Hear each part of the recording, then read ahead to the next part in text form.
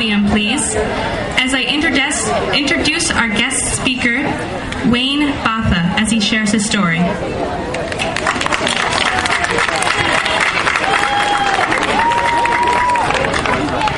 Where were you on October the 18th, 2004 at 2:45 p.m.? That would be good.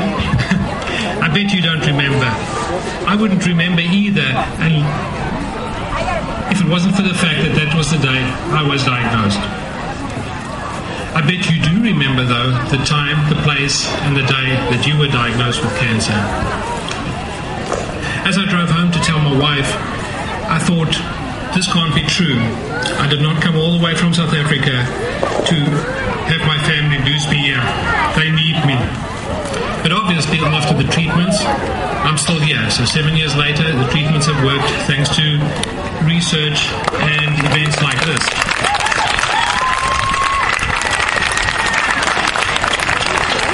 As I've spoken with cancer survivors around the world, the things that I've heard that people have learned from a brush with cancer is that they don't wait.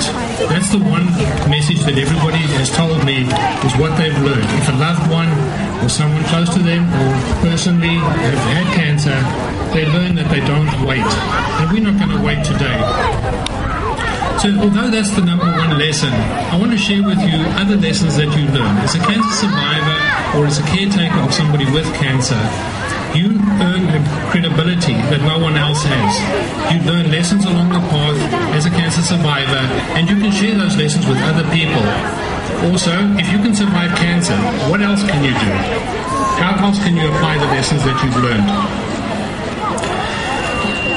A friend of mine, Shirley Lee, is currently undergoing experimental treatment in Raleigh, North Carolina. She shared with me that through the years of treatments, she's learned to provide a pep rally whenever she can. As she undergoes treatments, she takes inspiration from other people and provides inspiration to other people. Who can you inspire on this journey? Again, what lessons are you learning as a cancer survivor that you can apply to other areas in your life and to other people? I personally want to share some lessons that I've learned along the way, and hopefully this will help you and possibly inspire you as well. One of the common problems we've got is dealing with the anxiety and depression. The way I deal with it, and I had to think about it quite a bit this week, the way I deal with it is I stay busy. I just don't dwell on it. Stay busy, I write books, and I maintain a website. You can also do things to deal with the depression and the anxiety. But even more importantly, what is the lesson that you're learning in that? How can you share with other people that you are able to overcome anxiety and depression? Some things along the way, if you're a cancer survivor for a number of years, you start to do things automatically without even thinking. You adjust your life and you change things around. Those are possibly the things that you might be able to provide to other people with the most value. For example, I've had to cut way back on coffee. So now automatically I don't drink coffee and I always ask for decaf when we do have coffee. Those are things that I'm just doing automatically. But maybe your life has also changed in some way as a result of your diagnosis. Perhaps you can share that with somebody else. The lesson I want to share with you today, especially for men, that if you are passing blood, then you need to get it diagnosed, conclusively diagnosed that it's not cancer.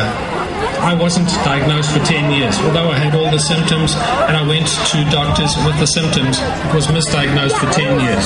10 years delayed and I didn't get treatment.